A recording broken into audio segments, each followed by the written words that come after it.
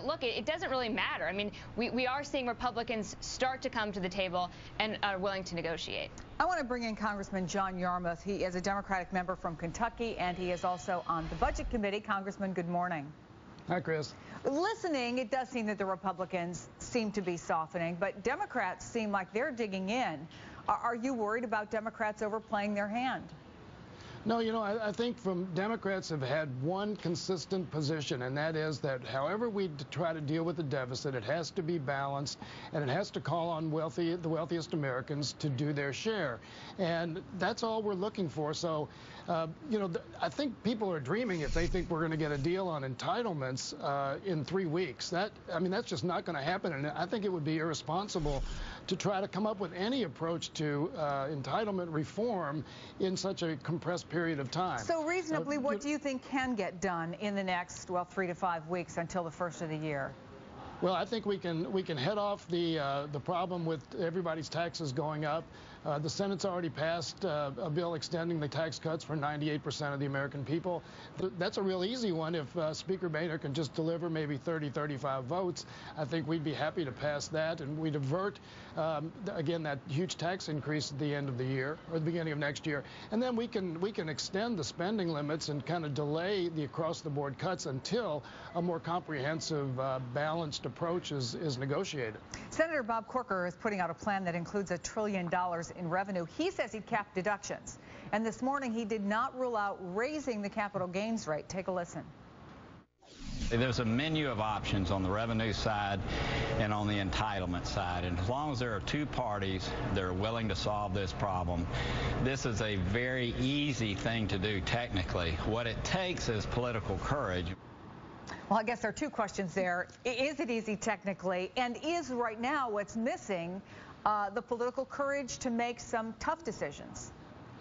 Well, you know, I think Senator Corker is absolutely right. Technically, it is pretty easy, although it's not as simple as some people make it. I mean, capital gains, if you're talking about changing the capital gains structure, you're talking about changing rates. And I don't know how Republicans are going to deal with that if you raise the capital gains tax rate to 25 or 28% from 15%. You can do it by eliminating the deduction, but that's just playing word games. That's semantics. And I think the Republicans have to get over this concept that there is some difference between raising revenue and raising taxes. It doesn't really matter to individuals. They're either going to have more money in their pocket or they're not. And this is a game to mollify Grover Norquist, who's never gotten a vote from anybody. So, yes, you know, there are lots of options available. Some Senate members put forth an option the other day to tax the first $400,000 of income for people making more than that at 35%. But all that does is increase everybody's taxes over $400,000 by $30,000. So somebody who's $450,000 gets hurt pretty badly. Somebody who's at $20 million doesn't get touched at all. So there are a lot of things we can do. And honestly, Congressman, those are the kinds of numbers that make some people's heads spin, and it makes the average constituent say, I don't know what's going on here. So what's your message to folks out there? What should they be looking at, and how do they even figure out where they stand on this? Because as you may well know, the Obama administration is trying to get all those people who voted for the president to come on board and say, this is what we want, and to press Congress to make a deal, but it's sort of hard to figure out what's fair. Exactly. I said to my staff last week, we need a big chart which shows all the options and how much money is delivered or cost by each step we might take.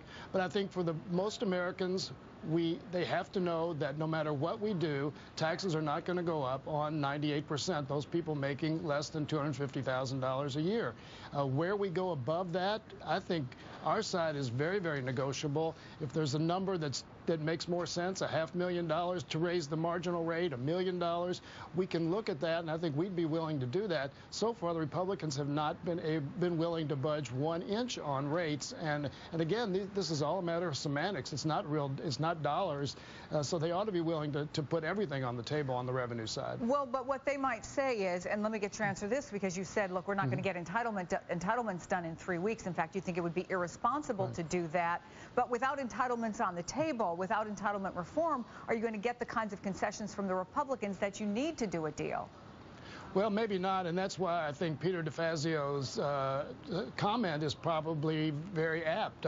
We probably are better off in that respect if they're not willing to compromise just on the tax side before the end of the year. Then we're probably better off waiting until next year with a different Congress and more time to actually deal with a more comprehensive approach. But again, all we want to make sure is it's balanced and that the Americans who have done extremely well over the last 10 years or so contribute to this deficit reduction program that we have. Congressman John Yarmuth, good to see you. Thanks very much.